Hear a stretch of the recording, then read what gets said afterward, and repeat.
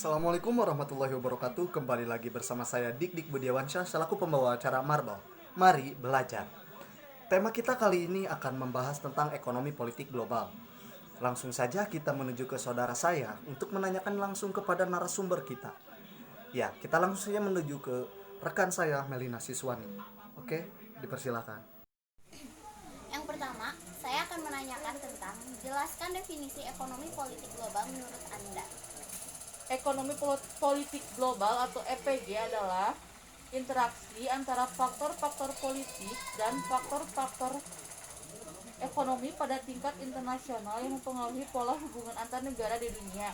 Dengan semakin kompleksnya hubungan antar bangsa, EPG muncul sebagai upaya untuk memperkaya pendekatan perspektif dalam kajian studi hubungan internasional. Yang selanjutnya, jelaskan bagaimana Anda mendefinisikan hubungan antar ekonomi dan politik dalam ruang global dilihat pada perspektif tension dan supportive relation. Awalnya, interaksi antar negara atau politik dan pasar ekonomi itu mempunyai orientasi yang berbeda, di mana negara ingin mengejar kekuasaan dan pasar mengejar kekayaan. Perspektif tension atau ketegangan antara status dan market, negara berusaha untuk meningkatkan powernya, market berusaha mengurangi power negara. Supportive relation atau hubungan dukungan antara market dan status, negara menciptakan kondisi pasar, misalnya melindungi properti pribadi, membuat perjanjian perdagangan. Kekayaan penting untuk kekuatan militer, misalnya negara Cina. Dengan kata lain, ekonomi politik adalah tentang peran negara berkaitan dengan ekonomi.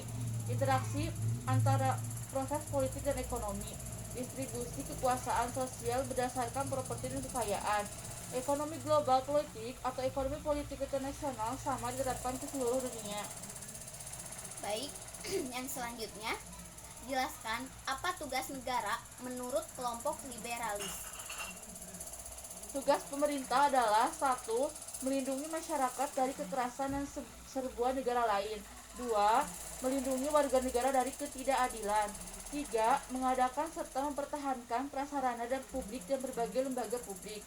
Hal lain, intervensi pemerintah hanya boleh pada batasan menetapkan aturan-aturan umum, perdagangan bebas demi yang lebih prudensial, pertahanan, dan struktural. Yang selanjutnya, jelaskan ciri-ciri negara maju dan negara berkembang. Negara-negara di dunia yang standar hidup relatif tinggi. Sektor industri mendominasi perekonomian negara. Skor Indeks Pembangunan Manusia atau Human Development Index (HDI) berada pada tingkat atas. Pendapatan per kapita tinggi. Negara berkembang. Negara-negara di dunia yang standar hidup relatif rendah. Sektor industri yang kurang berkembang. Skor Indeks Pembangunan Manusia atau Human Development Index (HDI) berada pada tingkat menengah ke bawah. Rendahnya pendapatan per kapita. Yang terakhir, saya akan menanyakan, jelaskan masalah-masalah yang dihadapi negara berkembang. Kemiskinan, produktivitas yang rendah, pertumbuhan penduduk yang berlebihan, pengangguran, ketergantungan ekspor pada produk primer, rapuhnya negara-negara berkembang